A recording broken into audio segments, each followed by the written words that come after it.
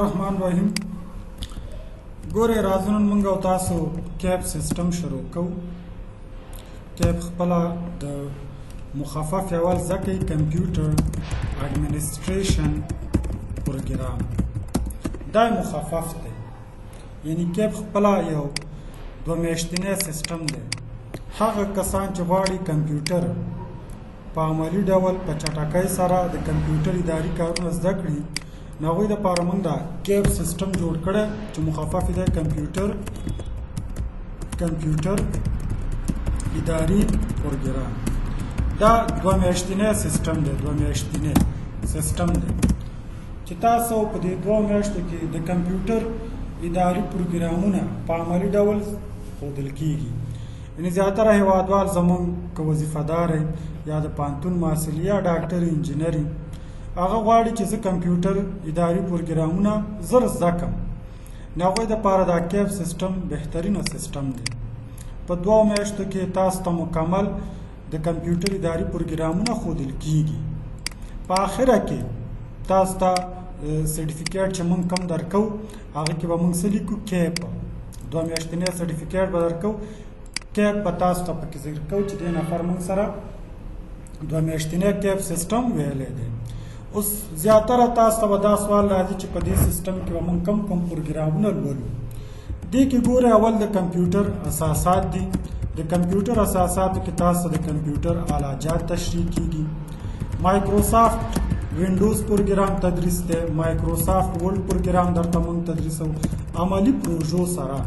پروژې اوس درته ښیم چې څنګه پروژې. ورسره مایکروسافټ اکسل دی، اکسل کې فنکشنې دي، صحیح شو، فنکشنې دي. ورسره عملي پروژې ضمن کې ورسره مایکروسافټ پاور پوینټ دی، صحیح شو. ورسره انټرنیټ زده کړه ده. ورسره ټایپینګ دی، ټایپینګ تاسو ته په انګلیسي ورسره پښتو ټایپینګ څه کېږي؟ ښودل کېږي. ورسره د مایکروسافټ آوټلوک پروګرام دی، آوټلوک تاسو ته به عملي پرنټ کول ښودل کېږي، پرنټ، سکین او کاپي، صحیح شو. همداسې ورسره د وینډوز انسټالیشن به تاسو ته په دې کې موږ انسټالیشن، یعنې دغه په دوه میاشتو کې به تاسو ته دغه پروګرامونه په عملي ډول تدریسیږي.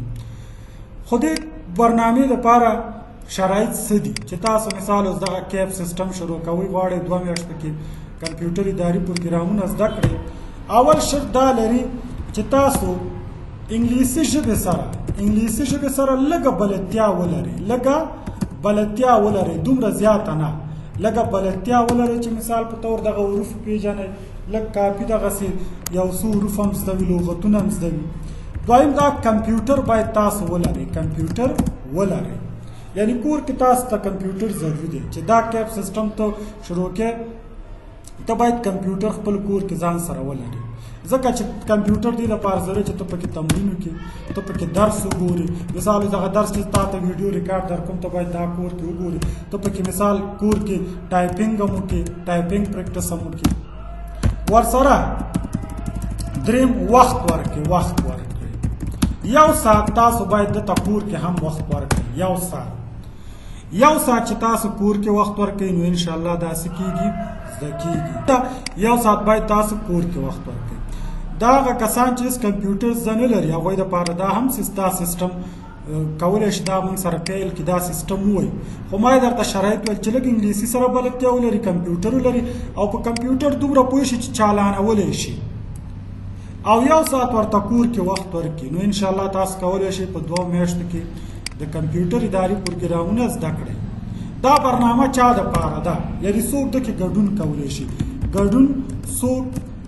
شي، لکه زیاتره وایي زه ګډون کولی شم، زه مثال استاد یم یا معلم یم. داسې ګورئ هر څوک چې کمپیوټر زده نه لري یا لږ زده لري او غواړي په کم وخت کې کمپیوټر اداري پروګرامونه زده کړي نو دې دپاره دا سیستم دی. که هغه ګورئ چېرته زده کوونکی که د پوهنتون وي، که د مکتب زده کوونکی، که د پوهنتون وي، که د مدرسې وي، پوهنتون وي، که د مدرسې زده کوونکی دا پکې ګډون کولی شي.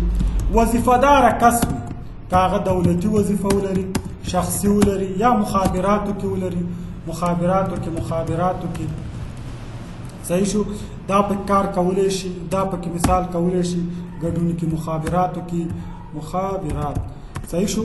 همداسې مثال په طور نورو ځایونو کې کاري وي، لکه یو موسسه کې دا په کار کولی شي، یو بانک کې وي دا دې سیستم کې ګډون کولی شي. که هغه انجینر وي، که ډاکټر وي صحیح شو، که نرس وي صحیح شو، که هر څوک وي غواړي کمپیوټر زده کړي په 2 میاشتو کې دې سیستم کې موږ سره ګډون کولی شي. کیپ په نوم سیستم دی، دغه برنامې دي تاسو ته پکې مکمل دا برنامې تدریسیږي، عملي زده کړې به تاسو ته پکې ښودل کېږي، ټول عملي دي. و شرایط ما درته ویلي دغه شرایط تاسو باید مثال دغه امکانات ولري، لږ انګلیسي سره بلدتیا ولري، کمپیوټر لږ زده خپل کور کې ولري، لږ تمرین ته وخت ورکړئ صحیح شو، 1 ساعت باید تاسو وخت ورکړئ.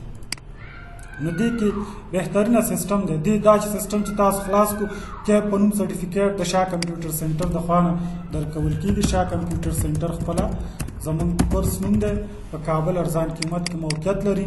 تاسو ته به د دې موږ سرټیفیکیټ بیا درکوو صحیح ده، د کې په نوم سیستم. تاسو چې هر څوک دغه امکانات لرئ تاسو کولی شئ موږ سره ګډون وکړئ. انشاءالله د عملي درس به زموږ د کمپیوټر اساساتو نه پیلېږي.